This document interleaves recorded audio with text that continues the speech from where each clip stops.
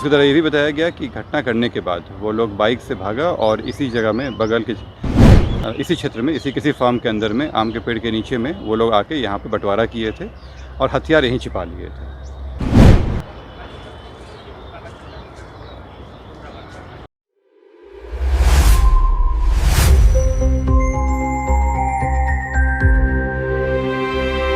बिहार में मुख्यमंत्री सम्राट चौधरी के नेतृत्व में अपराधियों के खिलाफ सख्त कार्रवाई का असर अब जमीन पर दिखाई देने लगा है। राजधानी पटना में बुधवार सुबह पुलिस और अपराधियों के बीच मुठभेड़ हुई, जिसमें ज्वेलरी लूटकांड का मुख्य आरोपी दिलीप घायल हो गया। यह मुठभेड़ बेउर थाना क्षेत्र के सिपारा से सटे कृषि फार्म इलाके में हुई। पुलिस के अनुसार दिलीप को पहले ही गिरफ्तार किया जा चुका था और पूछताछ के दौरान उसने हथियार छिपाने की जानकारी दी थी। इसके बाद पुलिस टीम उसे लेकर उसकी निशानदेही पर हथियार बरामद करने कृषि फार्म पहुंची थी। इसी दौरान आरोपी ने अचानक छिपा कर रखे देसी कट्टे से पुलिस पर फायरिंग शुरू कर दी। पुलिस ने आत्मरक्षा में जवाबी कार्रवाई की, जिसमें दिलीप के पैर में गोली लग गई। घायल अवस्था में उसे तुरंत इलाज के लिए पटना मेडिकल कॉलेज अस्पताल में भर्ती कराया गया, जहां उसकी हालत स्थिर बताई जा रही है। घटना के बाद इलाके में सुरक्षा बढ़ा दी गई है और पुलिस अन्य आरोपियों की तलाश में जुट गई है। पटना के वरिष्ठ पुलिस अधीक्षक कार्तिकेय शर्मा ने बताया कि ज्वेलरी लूट मामले की जांच के दौरान कुछ संदिग्धों की पहचान की गई थी। इसी क्रम में उदित नामक व्यक्ति को हिरासत में लेकर पूछताछ की गई, जिसने पूरे मामले का खुलासा करते हुए दिलीप का नाम बताया।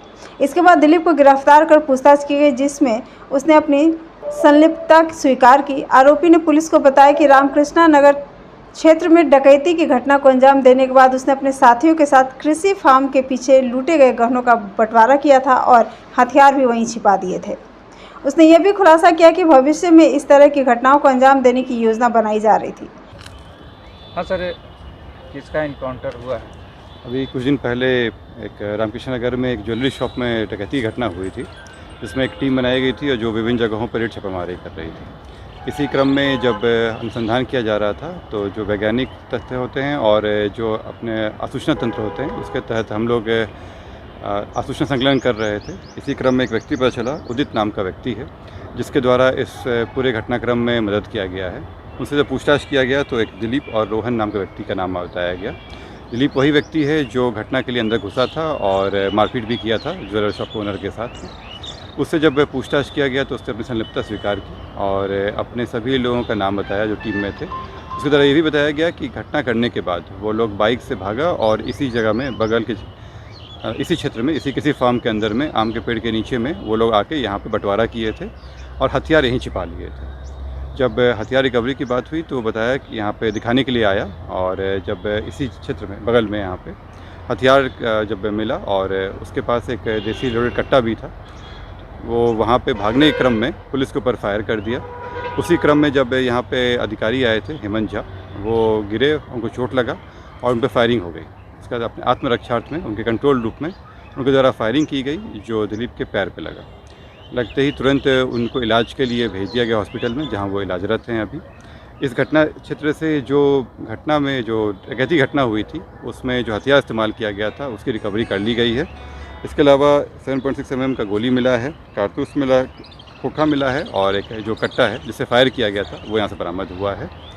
इस पूरे जो डकैती घटना हुई थी उसका उद्भेदन हो गया है और इसमें जो बाकी बचे हुए लोग हैं उनकी रेड छापेमारी चल रही है। जल्द ही उनकी गिरफ्तारी कर ली है। कितने लोग गिरफ्तार हुए? अभी 4 लोग हुए हैं, बाकी से पूछताछ चल रहा है। ज्वेलरी रिकवरी हो गया? अभी काम प्रोसेस चल रहा है इसमें। घटनास्थल से पुलिस ने डकैती में प्रयुक्त मोटरसाइकिल और हथियार भी बरामद किए हैं।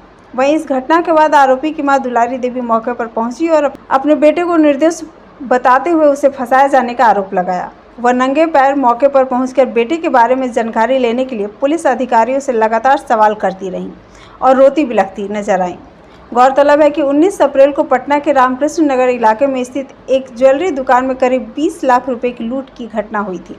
इस वारदात में 5 अपराधी शामिल थे जो मोटरसाइकिल से दुकान पर पहुंचे थे। सभी ने हेलमेट पहन रखा था और हथियार के बल पर दुकानदार और ग्राहकों को बंधक बना लिया था। डकैती के दौरान अपराधियों ने दुकानदार के साथ मारपीट भी की और कुछ ही मिनटों में गहने और नकदी लेकर फरार हो गए।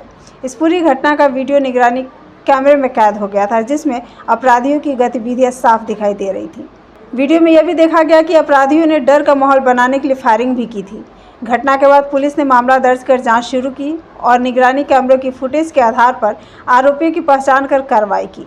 अब इस मामले में मुख्य आरोपी के घायल होने और हथियार बरामद होने के बाद पुलिस को उम्मीद है कि जल्द ही पूरे गिरोह का पर्दाफाश हो जाएगा। पटना में हुई इस मुठभेड़ पुलिस की सक्रियता और अपराधियों के खिलाफ सख्त रुख को दर्शाती है। हालांकि इस घटना ने यह भी साफ कर दिया कि अपराधी अब बेखौफ होकर वारदातों को अंजाम देने की कोशिश कर रहे हैं, जिन्हें रोकने के लिए पुलिस को लगातार सतर्क रहना होगा।